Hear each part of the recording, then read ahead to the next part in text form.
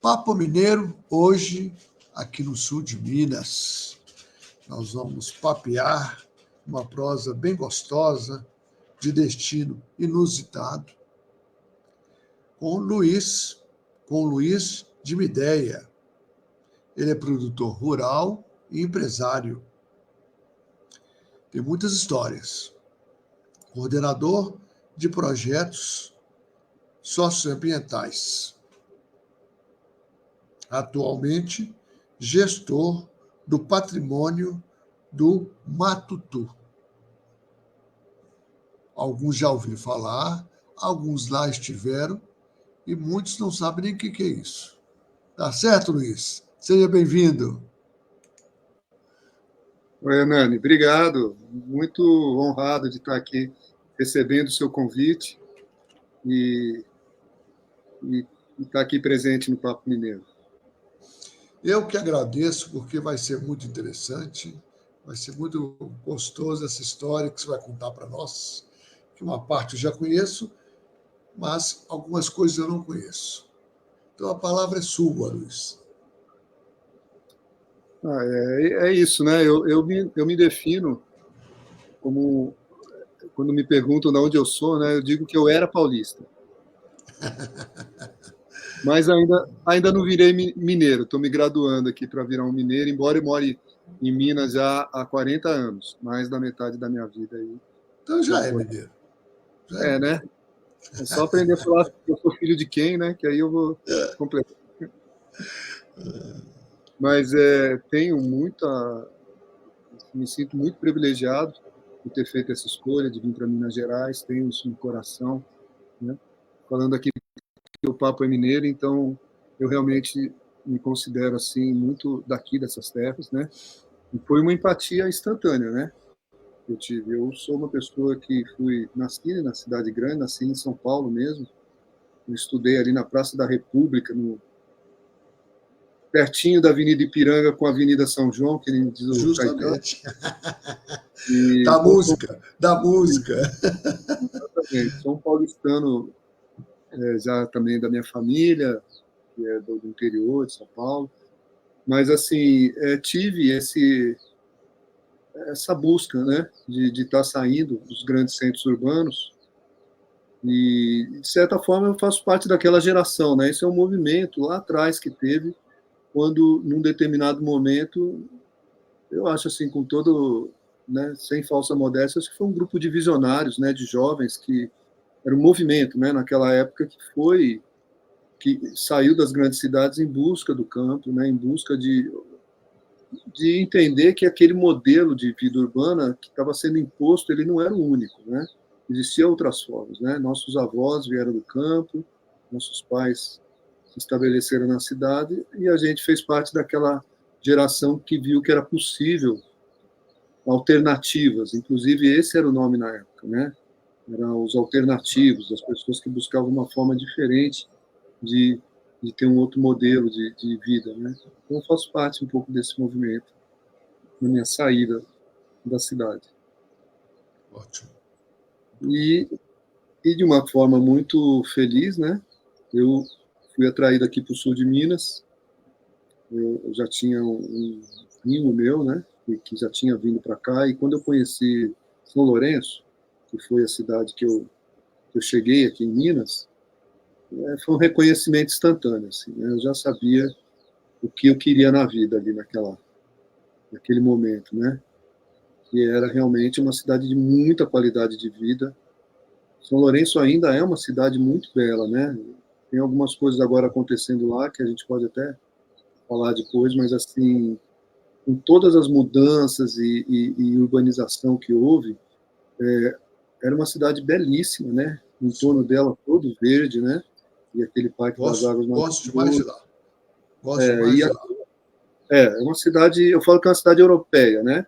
Com toda, não é aquele sentimento de vira-lata brasileiro, mas assim, é uma cidade que oferece uma qualidade de vida assim, à altura de qualquer lugar do mundo, né? Ainda mais com aquelas águas minerais. E eu me desloquei, não fui morar na cidade, eu já fui morar nos arredores de São Lourenço. Na verdade, você sabe que São Lourenço é o segundo se não me engano, o segundo menor município do Brasil, né? Então, você anda um pouquinho, você já está fora de São Lourenço. Então, na verdade, para morar... Tem muitas cidades em volta. Na verdade, para morar na zona rural de São Lourenço já é Soledade de Minas. Então, ali eu comecei a me familiarizar com a vida rural, né? Comecei a ter para te falar a verdade, o primeiro pé de arroz que eu vi plantado foi isso, foi com 21 anos, lá em Soledade de Minas, né? E aquilo me chamou muito a atenção, assim, foi um dos impactos que eu tive, né? A gente come arroz todo dia e, de repente, com uma idade tão avançada, eu fui conhecer e virei um plantador de arroz. Era uma cidade que tinha muita produção de arroz, então comprei uma propriedade ali, né? Você foi chegar logo em São Lourenço, Soledade, que tem até trem. O trem veio bem depois, né? O trem chegou depois, com o avanço tecnológico lá, mas assim, no bairro eram coisas que eram muito assim pitorescas, né? Porque isso foi em 84, e no bairro rural que a gente mudou, que chama Mato Dentro, tinha entrado e passeado lá dentro uns 3 veículos só. A gente fala, mas como é possível isso? Mas é tão próximo de São Lourenço, mas era uma coisa totalmente isolada, assim, né? As pessoas, muito carro de boi, quase tudo a cavalo. Ali eu tive meu primeiro cavalo, né? E assim, era impressionante como o lugar conservava as tradições, estando tão próximo de uma cidade como São Lourenço, né? Então, era muita agricultura, a base toda da economia era agricultura. E para uma pessoa vindo da cidade, vamos confessar, era um sonho, né? Uma coisa assim incrível de estar assistindo, presenciando ali. E junto com isso, Hernani, São Lourenço, acho que você sabe também, é uma cidade que ela é a sede de uma linha de conhecimento, como chama teosófico, né? Que é a eubiose. Então, ela é cercada de um misticismo, de um esoterismo ligado à eubiose, né? Que, na verdade, são estudos espirituais, né? Que consideram São Lourenço a capital do terceiro milênio, né? Capital espiritual do terceiro milênio. Isso lá atrás, quando o professor João Henrique de Souza, que foi o criador da eubiose, intuiu toda essa linha essa tradição de conhecimento. Então, isso atraiu muitas pessoas que se ligavam nessa questão da era de Aquários, né, da nova era, né, de um tempo que estava chegando para o planeta. Então, isso tinha muita afinidade com esse movimento alternativo. Eram pessoas que estavam buscando isso, né? Então, a cidade tinha essa mistura do tradicional, que estava ali na agricultura e estava nos mineiros que já vinham de famílias lá, né? E também nessas pessoas alternativas que estavam chegando ali e criando uma nova cultura, né? Então, isso me atraiu muito, nessa mistura, poder estar com esses dois mundos, e foi ali onde foi minha porta de entrada, Hernani, para isso que eu vivo hoje. Para isso que eu vivo hoje. E de lá você veio para aí? De lá você veio para aí? Na verdade, lá, ainda falando mais um pouco, para você ver a dimensão dessa época, que eu acho importante a gente compartilhar isso com os mineiros, né?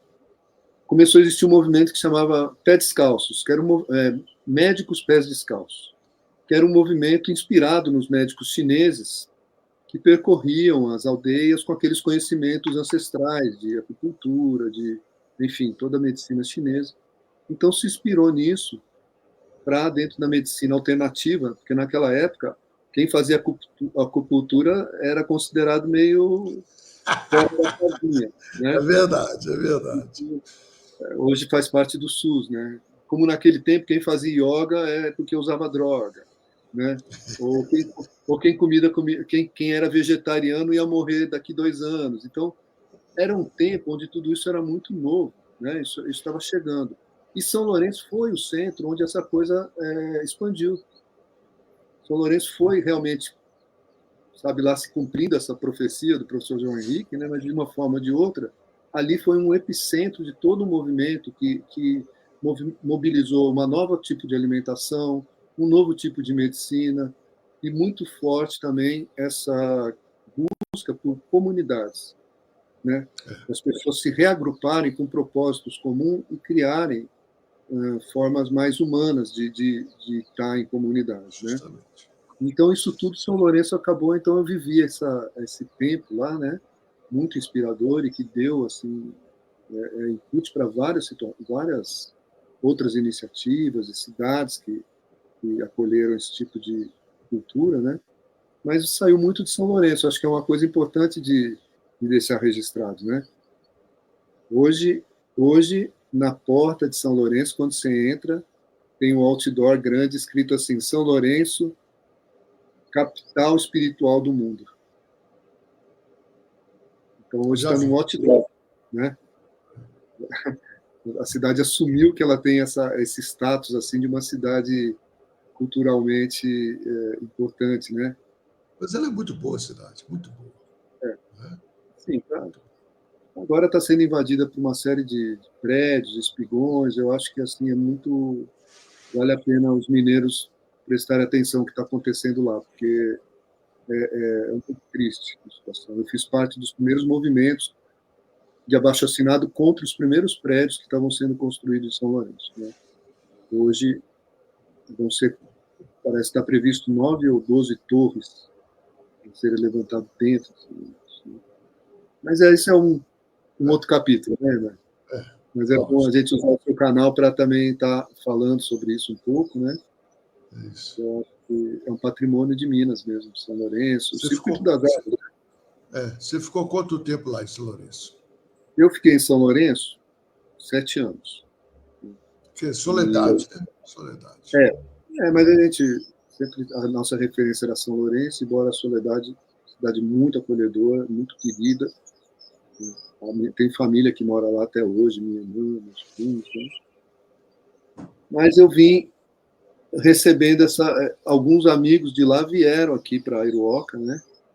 E me contaram daqui, e isso para mim acabou mudando, porque eu tinha em São Lourenço, a minha área de desenvolvimento, eu era justamente um organizador desses produtores naturais, sabe? Naquele tempo, Sim. granola, pão integral, os integrais, tudo isso não tinha na gôndola do supermercado, né? Então a gente era o distribuidor desses produtos, né? Eu organizei isso, como bom paulista que eu era, né? Fiz essa distribuição de produtos lá, uma distribuidora desses produtos. Mas quando eu conheci aqui em Airoca e cheguei no Matutu, acho que assim foi um corte, sabe? Uma ruptura assim com tudo que eu vim estruturando assim que eu estava fazendo lá, porque foi aquela história à primeira vista mesmo. Né? Eu cheguei aqui e já sabia que ia ser minha casa. Então, igual nós começamos a falar, né? Que você ia contar onde é que era o Matutu, né? Tá chegando, né? Você já está aí no Airoca, né? A gente dá um corte assim, né? E na verdade, eu além de ter essa relação com São Lourenço, eu fui muito novo. Eu acho que isso é uma parte interessante de compartilhar assim. Eu, com 18 anos, conheci uma comunidade no norte da Escócia, que se chama Findhorn. Findhorn é uma comunidade que ficou conhecida mundialmente, lá no norte da Escócia, pela forma como ela se relacionava com os reinos da natureza. Né? Acabou ficando famosa naquele livro A Vida Secreta das Plantas, né? Foi mencionado.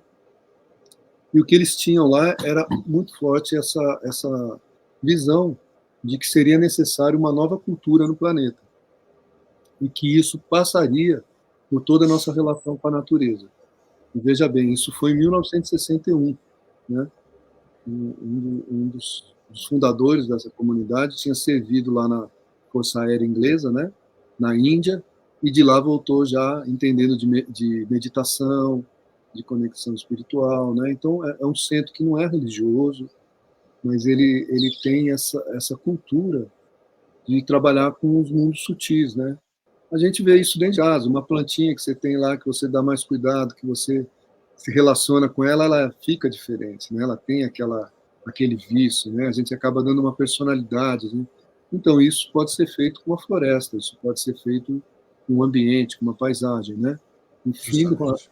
é um lugar onde isso foi muito desenvolvido e, junto com isso, essa ideia de comunidade, né? De as pessoas estarem trabalhando de uma forma solidária, né? E, então, é uma coisa que me inspirou muito. Com 18 anos eu tive lá, antes de mudar para São Lourenço, antes de vir para Matutu. Então, isso foi, para mim, eu reconheci que era o que eu queria ser quando eu crescesse na vida, né? Tá buscando esse tipo de relação com a natureza. E lá é um lugar que eu voltei algumas vezes ao longo da minha vida, né? Voltei umas 4 vezes em Finland. E quando eu cheguei aqui no Matutu, eu encontrei isso. Encontrei uma comunidade se formando, né? Já tinha um grupo de pessoas, tinha comunidade tradicional aqui já, né? Claro, como a gente chama de comunidade espontânea, né? Comunidade que naturalmente existe nos lugares, mas tinha um grupo de pessoas que eu chamo de comunidade intencional, que é um grupo de pessoas que querem ser comunidade, que se propõem a ser, que encontram pontos em comum para estar trabalhando juntos, né? E esse grupo de pessoas tinha muito forte essa questão de criar as famílias mesmo, né? De escola e de procurar formas de vida na natureza. Então, eu digo que foi uma ruptura, porque durante uns bons anos, né, a gente teve que fazer isso sem nem com o que a gente tinha de nossas reservas econômicas, e muitas vezes até sem elas, né? Mas sem tempo para ir fazer plano de fazer comunidade.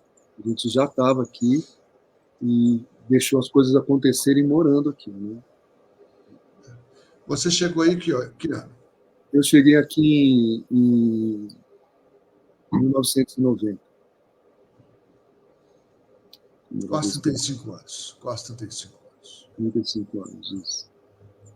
Quase 35. E aí, o que te encantou? Além da comunidade, do jeito do pessoal, a natureza, possivelmente, o que mais te bateu? Eu penso que esse reconhecimento de que aqui tinha uma proposta do que eu estava buscando, né, que eu acreditava mesmo que a solução das coisas, hoje a gente tem uma visão até mais ampla disso, né, mas que passava por a gente aprender a morar em comunidade. Eu via que, assim, muito claramente que, assim, os sistemas vigentes caminhavam para um colapso, né, tanto político como econômico, e que a gente tinha que achar soluções locais. Então, aqui eu encontrei um grupo de pessoas, de jovens, né, eu também era na época, disposto a encarar isso e ver como que é viver isso na prática, como é que é a gente construir nossas casas, como de fato construímos, né? A gente plantar também, mas a gente dá solução para as nossas crianças, né? A primeira geração de crianças aqui, né, foi criada sem televisão, né? Hoje, muitas dessas crianças são os pais das novas crianças que estão na escola. Eles foram estudar e voltaram para o Matutu, né? Hoje a gente tem uma E que não escola vai ter aqui. televisão, que não vai ter televisão também, não. Agora já pulou para a internet, né? Então agora já é outro momento, mas existe essa consciência de que a gente tem que estar um pouco distanciado disso, que é colocado com tanta força no estilo de vida moderno, né? Então isso me atraiu muito. Mas eu te confesso que assim o Matutu em si é um lugar belíssimo, realmente assim com uma qualidade paradisíaca que encanta, né? Então o Matutu ele conserva aquela qualidade original paradisíaca da natureza, né? Então você está aqui é um lugar que te dá um enlevo, que te dá uma inspiração, né? E as pessoas, a grande maioria das pessoas que visitam e vêm aqui, elas criam laços com o lugar. Aqui não é um lugar que você vem, visita e vai embora. Não, as pessoas voltam. As pessoas realmente se sentem pertencidas ao lugar, né? Então isso me pegou de primeira, assim, na minha chegada aqui, né? Essa beleza Você logo comprou o patrimônio, uma terrinha lá no patrimônio? Sabe que não? Essa é uma história interessante. Porque, na verdade, as terras que tinham para comprar aqui no Matutu, vamos dizer, o Matutu é uma ocupação colonial, né? dos municípios mais antigos de Minas, né? Onde começou aqui o ciclo do ouro e tudo. E o Matutu era uma grande fazenda de uma família, que com o tempo até se dividiu um pouco, né? Mas manteve uma estrutura fundiária que era grandes talhões de terra, grandes fazendas e pequenos glebas onde os meeiros, aqueles agricultores que trabalhavam para o grande fazendeiro, né, fazia o plantio na terra do fazendeiro e dividia a colheita, né? Então, Isso. hoje o Matutu ele foi se dividindo nisso. Então, essas pequenas famílias mantiveram suas glebas e as grandes terras foram sendo vendidas, né? Com o tempo, porque os herdeiros desses fazendeiros não moravam mais aqui ou estavam mudando, né? E o meu amigo Guilherme França foi um dos que comprou mais dessas propriedades das pessoas, principalmente ele chegou perguntando de terra para comprar aqui, né? E foi informado que só tinha umas terras que ninguém queria. Ninguém queria porque não dava para criar vaca, porque não dava para, enfim, plantar, mas eram os remanescentes de altitude mais belos que tem aqui no vale e o conjunto de nascentes, né? Então ele, a hora que viu, né, ele viu o valor que aquilo tinha, ambiental, valor ecológico, né, e foi as primeiras terras adquiridas. Com o tempo, na medida do tempo, outras terras dessas foram sendo vendidas. E eu, quando já morava aqui há uns 7 anos, participei, então, de uma dessas compras. O que é engraçado é que a única terra que eu compraria no Matutu é essa que eu estou, que é o Patrimônio. E logo que eu cheguei aqui, eu perguntei também se não tinha terra para vender, né? E me informaram assim, ó, lá, não, aqui está todo mundo bem estabilizado. E eu apontei aqui para o fundo do vale, mas nem lá. E o que é esse lá? Esse lá é um fundo do vale que não tem estrada, não tem luz elétrica, como até hoje não tem, né? Um lugar que, assim, como moradia não era considerado, né? E, felizmente, um dos mais lindos e um dos mais acessíveis para comprar, porque ninguém quer comprar um lugar sem estradas, sem luz elétrica, né? Mas era o único que me interessava, assim. Então, na medida dos anos, o destino foi vindo para eu comprar essa terra, né? Então, eu soube aguardar o momento, né? E na hora certa a gente participou dessa compra aqui. E por que chama patrimônio? Olha, eu fiz uma pesquisa, né? Não é um nome que eu inventei, é um nome que já tinha, Claro. né? O patrimônio do Matutu, dizem que todas essas terras que têm o nome patrimônio foram, no passado, terras da igreja, né? Foram herdades da igreja. Então, se o patrimônio da Penha, patrimônio do Carmo, isso tudo é referenciado a propriedades da igreja. E por um acesso que a gente acaba tendo de fragmentos de informações, né? Muitos dizem que o Matutu era um lugar sagrado para os índios, né? Até pelas cabeceiras que ele tem, né? Ele está mesmo ali de frente para. Depois eu vou virar assim a câmera para você ver a cabeceira, né? Essa cabeceira do Matutu. Segundo algumas lendas, era um lugar sagrado para os índios. E como é que era o método que a igreja fazia de colonização? Ela justamente se apropriava dos lugares sagrados dos índios, para justamente quebrar ali todo um sistema de crença né, e mostrar uma força, inclusive, né, de uma espiritualidade sobre a outra. Então, eu juntei essas duas partes da história, sabe? Assim, o fato de ter lendas que dizem que Matutu era um lugar sagrado para os indígenas, com esse nome que está registrado em cartório, Patrimônio do Matutu. Aí eu preferi fazer uma releitura disso, né? Porque o patrimônio ele tem essa conotação de ser um bem maior, né? De ser uma coisa assim especial, né? Dentro do vale, ser um patrimônio do próprio vale, né? E é o que eu tenho procurado fazer aqui, né? Assim, deixar, embora eu more aqui, crie minha família aqui, deixar que seja um lugar intocado, que seja um lugar que preserve as qualidades originais, mesmo fazendo uma ocupação aqui no lugar, né? Então, patrimônio passou a significar assim, um lugar de preservação, né? Muito bem. E aí? E agora? O que nós temos aí, Luiz? Porque o nosso objetivo é mostrar que existe uma coisa paradisíaca em Minas Gerais. Eu não sei se a sua câmera vai conseguir. A nossa câmera vai Vamos conseguir. ver. Olha lá, no fundo do vale, olha lá. Aquele branquinho lá, é a cachoeira do fundo, que é na nossa janela, né? Olha que maravilha. Mas, Hernani, ao longo desses anos, né, é aquilo que você ouviu um pouco a gente conversando, né? Essa comunidade que eu contei pôde criar uma área de 3.000 hectares de preservação e com essa pegada de que o homem pode morar nesses lugares. Ele não tem que criar um parque e pôr as pessoas para fora. O que a gente precisa é como que a gente aprende a viver em lugares como esse, né? No patrimônio aqui, eu venho o patrimônio ele é uma fazenda. A gente tem aqui plantio e tem também a criação de vacas, né? Pequenos, né? E vacas, uma criação bem amistosa com as vacas, uma coisa muito caseira aqui nossa, né? Mas a gente procura, ele tem essa hospedagem também, né? Então isso tudo é integrado. A gente ter aqui algumas produções e ser uma hospedagem. A hospedagem, quando eu comprei aqui, quando eu passei esse tempo aqui, algum tempo sem mexer no lugar, porque era tanto assim, tanta admiração e mesmo reverência para o lugar, né? Um lugar muito especial, que eu fiquei muito receoso de chegar fazendo coisas sem entender direito o que o lugar permitia, né? Então, o que é o patrimônio do Matutu hoje?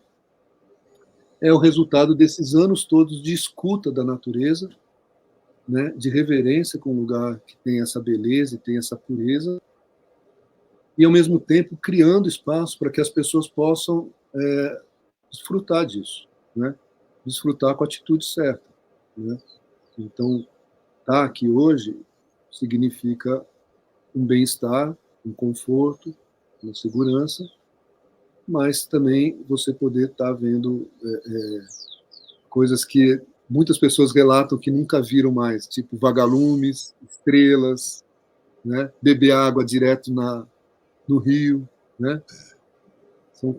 E a gente foi fazendo a hospedagem de uma forma assim muito respeitosa com isso, muito ressonante com isso. Então a nossa arquitetura é uma arquitetura integrada na paisagem para justamente não criar um impacto da paisagem né, com as construções, né? Usamos muito telhados verdes, usamos muitas pedras locais para poder, né, dentro do que era possível usar, né?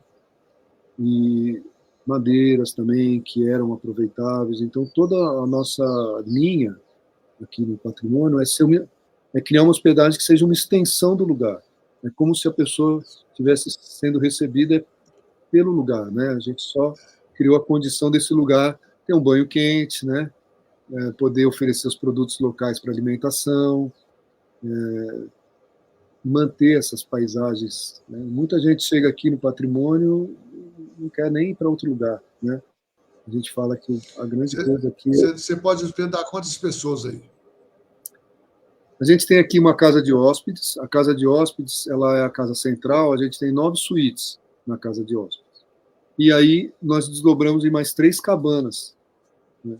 Então a gente chega a receber grupos até de 40 pessoas aqui. Mas normalmente os grupos são de 25 a 30 pessoas.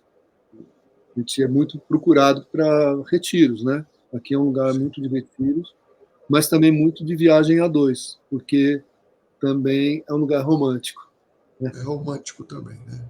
É um lugar É que um romântico rústico. É interessante, é muito bom isso, né? é, Você faz cursos aí?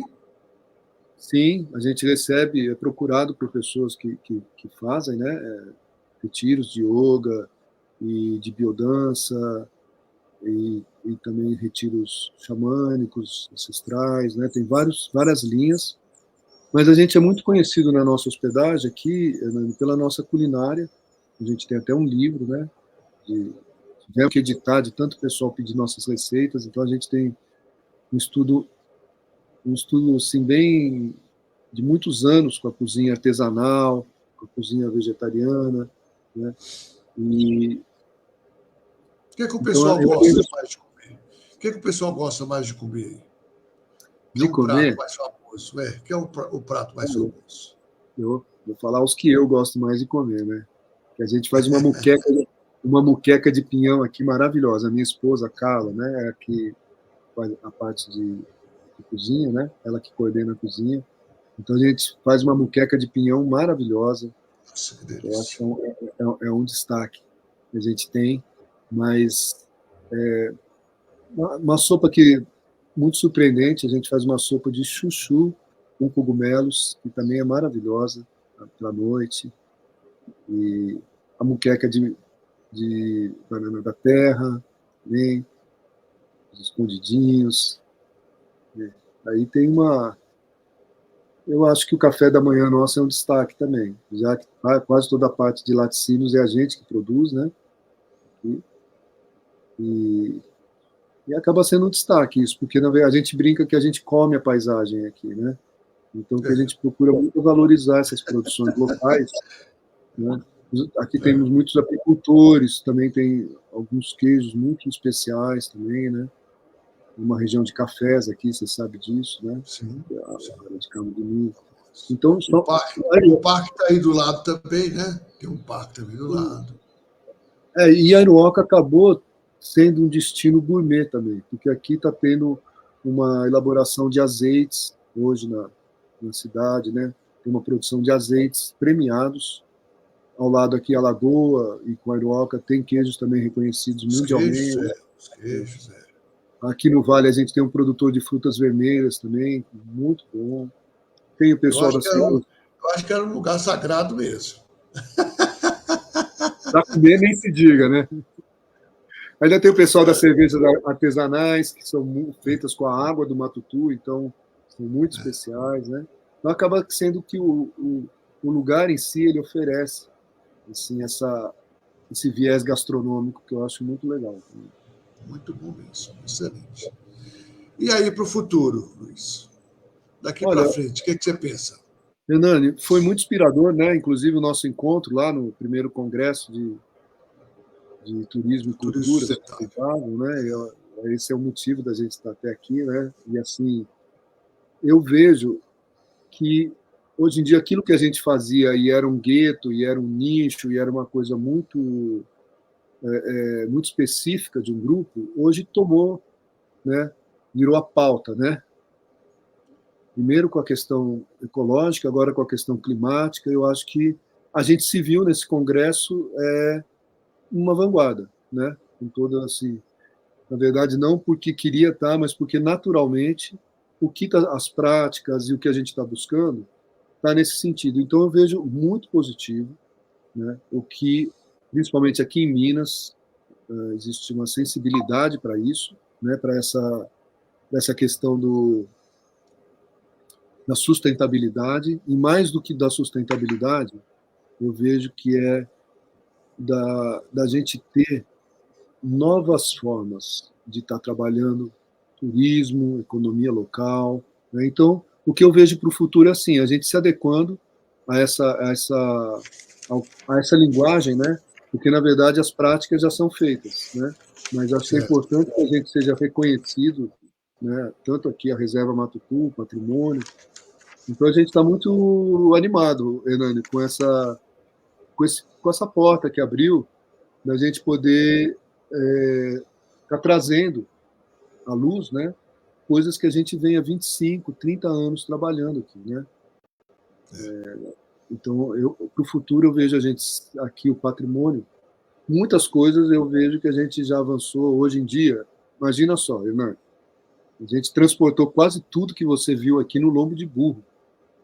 Só para a primeira etapa de construção, eu fiz a conta, foram 12 mil quilômetros de burro aqui, fazendo a conta dos 3 primeiros Então, anos. tem uma questão também, a pessoa chega e só tem que andar mais 3 quilômetros, né?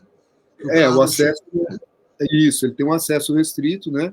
É um passeio chegar até aqui, né? Você vem pelo fundo do vale, mas é um lugar que não tem a estrada e a gente pretende manter uma Não ter. condição restrita de acesso. Se um dia tiver, que isso seja de uma forma muito restrita, mas até hoje não tem. Mas com o tempo a gente foi se adequando. Hoje a gente, em vez de ter o burrinho, a gente tem a mobilidade solar. Então as nossas carretinhas hoje aqui de puxar carga são todas a energia solar, né? O que lá atrás a gente não colocou energia elétrica por causa do campo eletromagnético que isso podia trazer para o lugar, hoje em dia o patrimônio conta com a geração de energia solar e com a energia hídrica elétrica, né? São de baixo impacto, né? A parte de saneamento também, todo trabalhado com plantas. Então, a gente se sente buscando isso. Eu acho que o turismo que não falar essa língua, o turismo que não tiver atualizado, pode ser até que ele ainda permaneça durante um tempo, mas ele vai perder espaço, né? Ele vai perder espaço porque hoje ninguém quer viajar e saber que está criando um impacto, né? E todo mundo quer procurar lugares onde isso está sendo. Então, para o futuro, o que eu vejo é a gente estando muito próximo dessa linguagem, né? E estando muito reconhecido. O que eu me sinto, assim, o que aconteceu no Congresso foi um reconhecimento, né? Sim. Agora, nós já passamos do tempo, viu? Que a prosa está boa, nós passamos do tempo. Então, aqui é livre, né? A gente pode ficar 30, pode ficar ou mais um pouquinho, né? Mas eu queria que você deixasse uma mensagem para as pessoas que vão nos assistir. Olha, eu acho que hoje a mensagem que todos nós precisamos é saber que o que nós temos pela frente aí é um desafio que a humanidade nunca teve antes. E que não vai ter nenhum líder mundial, nenhuma ONU, nenhum presidente que vai resolver essa questão, né? A gente sabe como os sistemas atuais, políticos e econômicos se portam, né? O que a gente tem nesse momento é de trazer essa responsabilidade para cada um, né? E não ficar esperando que os governos vão fazer o que cabe a cada um de nós, né? E sim, a gente só vai conseguir fazendo isso colaborando, estando juntos, né? A gente está entrando num novo tempo onde novos modelos e novas formas de sociedade vão ter que serem descobertos, de serem sob pena, sim, de uma extinção até, né? Então a gente está de frente de coisas que o que antes era um exagero, está falando, hoje está iminente. Então a mensagem é assim, para a gente não esperar de ninguém o que a gente tem que fazer no nosso dia a dia, né? Que a gente faça o que cada um sabe que tem que ser feito e que a gente olhe para o lado e veja que a gente não está sozinho, né? Que a gente pode mais estando juntos, né? Muito bem. E como é que te acha o patrimônio do Matutu? Olha, o patrimônio do Matutu. Tem alguma rede social? Sim. Lá no Instagram a gente está no @patrimônio do Matutu, com 2 U's. Patrimônio do Matutu. Nós estamos. E se procurar na internet Patrimônio do Matutu, com certeza vai encontrar o nosso site, Facebook. Né? Agora, se quiser encontrar assim da forma antiga, a gente está aqui perto do Circuito das Águas, no sul de Minas, entre Caxambu e Juiz de Fora, né, na Serra do Papagaio. Você entrando no município de Airoca, você vai andar mais 18 quilômetros de estrada de terra e chegar nesse lugar belíssimo que é o Vale do Matutu. Muito bem. Então, Luiz, obrigado pelo seu tempo, né? Eu sempre bom. É sempre bom bater um papo. O papo já tinha sido bom antes, agora foi melhor ainda. Em breve estou aí. Isso que eu ia dizer. Espero que esse papo não termine aqui e continue por muitos e muitos anos. Estou muito curioso de estar aí. Viu? Tá bom? Um grande abraço para você e obrigado. Obrigado e obrigado a todos que assistiram a gente até aqui, né? Tá ótimo. Um abraço. Então, gente, a gente de vez em quando descobre paraísos, né? Então, esse é um paraíso. Esse vale a pena. Né? É tudo aquilo que a gente sonha. E o sonho está aí. Né? Vale a pena conhecer. E o Luiz é um sortudo de morar lá e de estar lá vivendo tudo isso. Até o próximo Papo Mineiro. Forte abraço.